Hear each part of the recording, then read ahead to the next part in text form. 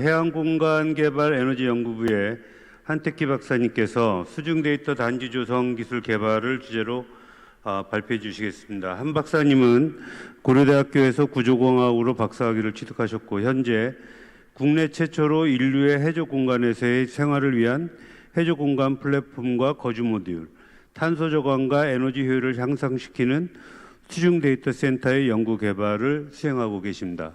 박수를 맞이하겠습니다.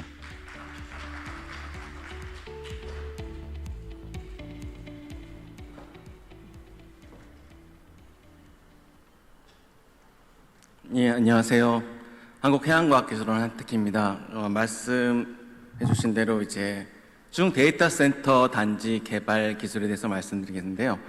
이제 지금 계속 AI라든가 여러 가지 이제 발전이 있고 AI가 계속 많이 쓰이겠죠. AI도 많이 쓰이고 이제 빅데이터가 쓰이게 되는데 그러다 보면 이제 굉장히 많은 컴퓨터 서버가 필요합니다.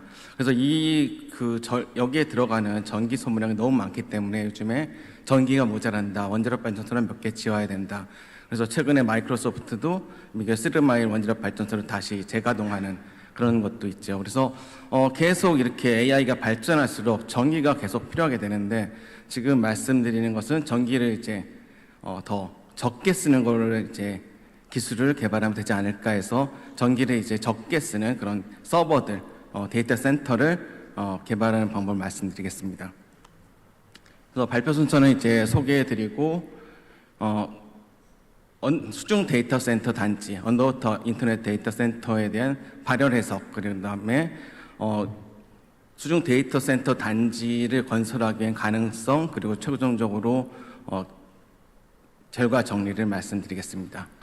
지금 이제 앞에서 말씀드린 것처럼 데이터 센터의 요구가 계속 많아지고 있습니다. 그래서 현재 이미 옛날 제로인데 지금 훨씬 더 많이 이제 증가했을 텐데 전 세계 ICT 산업에서 소비 전력의 20% 이상을 데이터 센터에서 사용하고 있습니다. 그래서 앞으로 계속 이제 우리나라도 그렇고 외국도 그렇고 점점 이제 데이터 센터가 연평균 30% 이상씩 성장을 하고 있습니다. 그래서 탄소 배출도 전기를 많이 쓰니까 에너지를 소모하게 되기 때문에 탄소 배출도 이제 지금 2020년 기준으로 한 2억 9천만 톤, 그리고 좀 더 요즘 자료를 보면은 3억 톤 이상이 됐습니다. 그래서 이러한 많은 이제 어떻게 보면은 여러 효율적인 일을 하기 위해서 AI를 쓰지만 그게 결국엔 탄소 배출로 이어지고 있기 때문에 지금 이제 이런 거를 줄여보겠다라는 이제 취지로 시작을 하게 됐습니다. 그리고 이제 데이터 센터에서 지금 여러 가지 소비하는 전력 중에서 아까 말씀드린 것처럼 전 세계 ICT 산업에서 20% 이상을 데이터 센터가 소비를 하고 있는데 그중에 50% 정도는 냉각 비용입니다.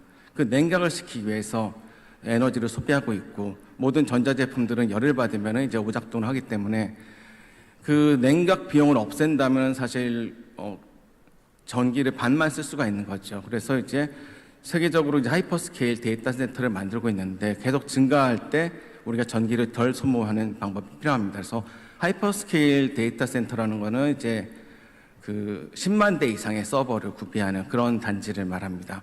지금 아까 말씀드린 대로 계속 이제 우리나라에서도 데이터 센터들이 수도권에 집중이 되고 있는데 그만큼 전기가 더 필요해서 발전소를 지어야 된다 얘기도 하고 있지만 기본적으로 수도권에는 발전소를 지을 부지가 없고 그 다음에 지방에 짓더라도 수도권까지 전력을 송전하는 송전망 자체가 과부하기 때문에 더 이상 짓지를 못합니다. 그래서 이제 여러 가지 지방으로 데이터 센터를 분산하는 법들도 만들고 지방에서 이제 데이터 센터를 짓는 방법도 많이 이루어지고 있습니다. 지금 이제 데이터 센터를 냉각하는 방법들은 기본적으로 전통적으로 육상에서는 에어컨을 돌려서 냉각을 하죠. 근데 이제 요즘에 SK에서 하는 액침 냉각 그런 방법도 있지만 먼저 마이크로소프트에서는 이제 수중에 데이터 센터를 지어서 수중에 해수로 냉각을 하는 방법을 이제 처음 제안해서 테스트를 했습니다. 그리고 지금은 이제 중국의 하이랜더라는 데서 수중 데이터 센터를 만들어서 마이크로소프트과 거의 유사합니다. 그래서 지금 설치를 했고요. 마이크로소프트는 3차까지 스코틀랜드에서 테스트를 하고 지금은 철거를 했는데 그 데이터 센터 운영 동안에는 이제 고장률이 거의 발생을 안 해서 고장을 이제 기존 육상 데이터 센터에 비해서 8분의 1 정도. 그 다음에 전력 소비는 반으로 떨어지고, 그 다음에 이제 전에 저희 팀이 만나서 얘기한 바로는 그 고장 난 거는 딱 한 건이 있었는데 운반하다가 진동이 생겨서 뭐 너트가 풀렸다, 그 정도로 돼 있습니다. 근데 데이터 센터를 이제 MS에서 철거한 거는 운영을 하다가, 물론 해양을 전공하지 않아서 그런데 그 해수 자체 발열로 발열하는 것도 있지만, 안에 보시면 이제 냉각 파이프들이 있습니다. 냉각 파이프가 해수를 끌어들여서 서버들을 지나서 냉각을 하고 밖으로 갑니다. 근데 여기 필터들이 이제 문제가 생기고, 그다음에 계속 따개비가 붙던지 여러 이제 문제가 생기는 거죠. 그거를 이제 해결하기 위해서 이제 하이랜더 중국 기업 같은 경우는 한쪽으로 이제 계속 해수 파이프를 이제 통해서 냉각을 시켰다가 다시 반대 방향으로 합니다. 그래서 주기적으로 해류 냉각 파이프에 들어가는 해류 방향을 반대로 해서 좀 쓸려 나가게 하는 그런 방법을 채택하고 있습니다. 저희 이제 이 데이터 센터는 앞에 말씀하신 해저 공간 및 창출 기술 개발, 여기서 한 모듈입니다. 모듈인데 보시면 이제 가운데가 연구 모듈이고요. 그래서 이제 연구실과 챔버, 그다음 문풀, 장비실들이 있고, 근데 오른쪽에 모듈이 거주 모듈입니다. 그리고 왼쪽 모듈이 이제 데이터 센터 모듈인데, 기존의 미국의 아쿠아리우스하고 좀 확실히 다른 것들은 미국의 아쿠아리우스 같은 경우에는 잠수를 오래 하기 위한 그런 기지로 역할을 했기 때문에 속에 이제 기지 안에 기압이 주변압입니다. 그래서 바닷속의 기압과 똑같고, 그 다음에 대신에 저희는 이제 목적 자체가 수중에서 오래 생활할 수 있는 거기 때문에 대기압으로, 그러니까 1기압으로 운영이 됩니다. 그렇기 때문에 좀 더 구조물도 튼튼하고, 그 다음에 이제 아쿠아리우스는 위에서 공기를 빨아들여서 수면 위에 이제 부위를 띄워놓고 빨아들여서 그 공기를 순환하는 데 비해서 저희는 우주정거장하고 똑같이 자체 산소 발생을 시키고 이산화탄소를 제거하는 방법입니다. 그래서 왼쪽에 보시면 데이터 센터 모듈이 있는데, 이 데이터 센터 모듈을 이제 저희가 설계를 하고 어떻게 제작을 하기 위해서 여러 해석을 수행해 봤습니다. 이제 이 조감도는 나중에 수중 해저 공간 플랫폼이 있고 그 주변에 데이터 센터 단지가 있는 경우를 이제 한번 그려본 거고요. 그래서 이제 저희가 수중 데이터 센터를 이제 어떻게 방열을 할 것인가 본다면은, 먼저 기본적으로는 이제 펌프 없이 자체적으로 내부의 공기가 뜨거워졌을 때 그 밖에 하우징을 통해서 하우징과 외부 해수를 통해서 열교환이 일어나서 냉각되는 방법을 하나 생각을 하고, 두 번째는 이제 똑같이 외부의 어떤 냉각 해수를 이용해서 시키는 방법들을 생각했습니다. 첫 번째로 이제 자체적으로 이런 순환 펌프 없이 그냥 이제 외부의 해수와 그냥 하우징의 열교환에 의해서 이제 방열을 할 경우에 대해서는 안에서 이제 서버가 작동을 하면서 굉장히 뜨거워지고 대류가 발생을 하게 됩니다. 그리고 이제 이 열교환 표면적을 넓혀주기 위해서 리브를 달거나 파형으로 만들거나 그런 라제타처럼 그 형상을 만들어졌습니다. 근데 이제 또 하나 이제 쿨링 시스템을 말씀드리면은, 이제 앞에서 해수를 유입을 해서 그거를 냉각시키고 다시 내보내는 데 보면은 여러 가지 파이프가 막히는 문제라든가 딱 그런 문제가 있다고 말씀드렸지 않습니까? 그래서 저희 같은 경우는 그래서 이 외부 해수를 직접 쓰지 않고 폐쇄형 구조로 만들었습니다. 그래서 예를 들어서 에어컨 같은 거죠. 에어컨의 냉매처럼 청수를 집어넣고 청수 자체가 내부에서 냉각 순환을 하고, 여기 보라색으로 보이는 외부 방열판 안에 청수가 있어서 그것이 이제 외부 해수와 열교환이 되는 그런 시스템을 만들었습니다. 그러면은 사실 외부의 따개비라든가 어떤 관이 막히는 문제는 전혀 생각할 필요가 없습니다. 그래서 이제 앞에 말씀드렸던 이제 내부의 열대류에 의해서 이제 직접 파이프 없이, 냉각 파이프 없이 열교환이 되는 거를 본다면은, 사실 그냥 놔둬도 이제 열교환이 일어나겠지만, 사실 뜨거운 공기가 위에만 있고 아래쪽으로는 이제 안 되기 때문에, 실제로 보니까 어떤 서큘레이터 같은 거를 이용해서 공기를 더 순환시켜 주면은 굉장히 효과가 더 좋은 것을 이제 확인하였습니다. 그래서 보시면은 어떤 해류가 지나가고 안에서 뜨거운 공기가 발생했을 때 계속 이제 대류를 시켜줘야지 열 교환이 발생하는 그런 결과를 나타내고요.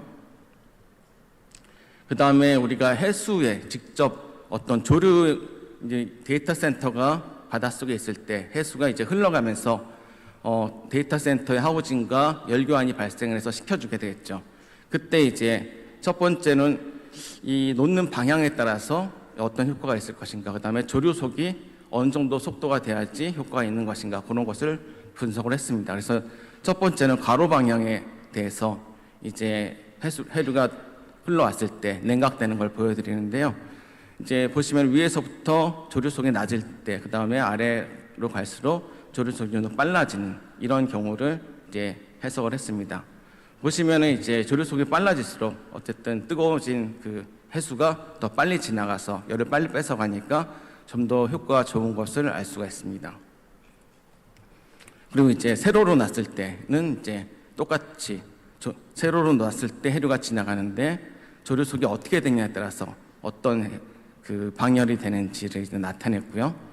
결과적으로 보면은 실제로 뭐 그래프에 보시면 0.2m/s, 그 다음에 0.4m/s 정도의 조류속만 발생한다면은 거의 이제 똑같은 효과를 발생하는 걸 알 수 있고요. 그 다음에 해류 방향에 따라서 어떤 방향으로 놓는지는 큰 의미가 없다, 이런 거를 이제 확인을 하였습니다. 그리고 이제 앞에서 이제까지의 결과는 어떤 냉각 파이프 없이 자체적인 직접 그냥 공기 대류와 이제 하우징, 그 다음에 해수의 열 교환에 의한 건데, 저희가 이제 이 해저에 앞에서 보여드린 모델의 해저 설치와 그 다음에 예를 들어서 울산 지역에 설치한다고 해서 울산 지역의 일반 육상에 그냥 설치했을 때를 비교한 겁니다. 그래서 보시면은 이제 열이 한 24도 정도 떨어지게 되는데 해저 설치로 인해서 요 결과를 보시면은 대체로 육상에 겨울철에 그냥 놨을 때랑 해저에 그냥 갖다 놨을 때의 효과랑 거의 비슷하다, 요 정도는 확인할 수 있습니다. 그 다음에 이제 아까 말씀드렸던 그 표면적을 좀 더 증가시켜서 하면 어떻게 될 것인가, 여기에 대해서인데요. 표면적을 증가시키면은 이제 물론 그 열이 이제 방출되는 면적이 늘어나니까 더 떨어지겠지만, 저희가 리브를 달았을 때 전체적인 구조물에 비해서 이 리브가 표면적이 크게 증가하는 효과가 없기 때문에 큰 효과는 없는 걸로 이제 확인을 했습니다.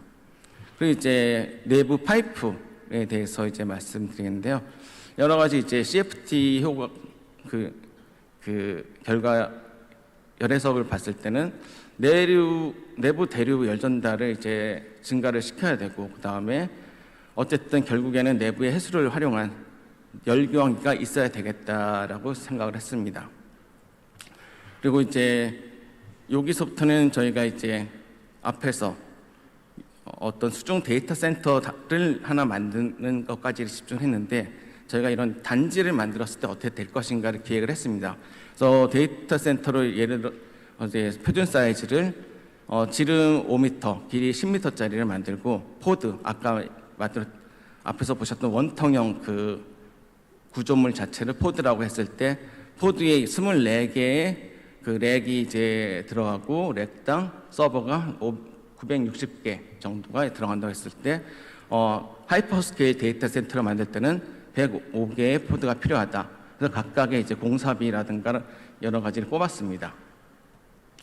그래서 제작하는 방법은 이제 육상에서 만들어서 운송을 해서 해상에 어떤 세트로 이제 미리 바닥에 놓기만 할 수 있는 세트로 만들어서 이제 가라앉히는 그런 방법을 택했고요.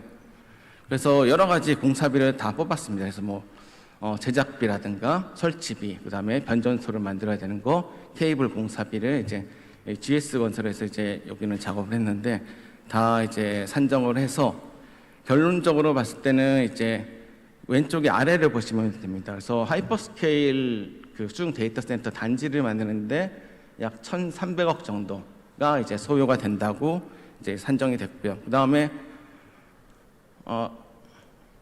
여기 조금 더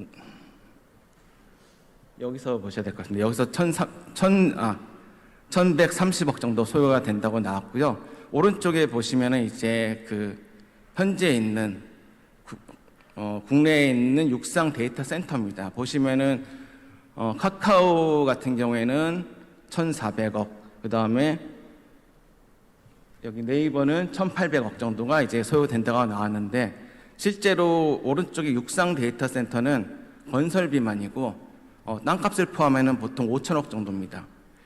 그러니까 지금 순수 건설비만이고 땅값까지 하면 보통 5,600억이나 6천억 정도가 소요되는데 그에 반해서 이제 왼쪽에 그 수중 데이터 센터 단지는 땅값이 소요되지 않기 때문에 훨씬 저렴하게 건설할 수가 있습니다.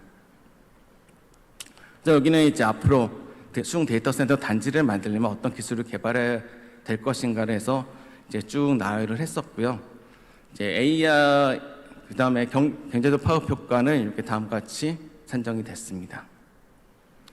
마지막 결론은 이제 AI한테 시켰습니다. 제가 이제 앞에까지 만들고 결론을 서머리를 해야 될 것 같은데 그래서 앞에까지 거를 이제 업로드를 해서 챗GPT한테 서머리하고 이걸 정리를 해달라 그러니까 이렇게 뽑아줬습니다. 그래서 앞에 말씀드린 것처럼 여러 가지로 이제 효과가 있고 이렇게 기획을 해야 된다라고 뽑아줬습니다. 이상입니다.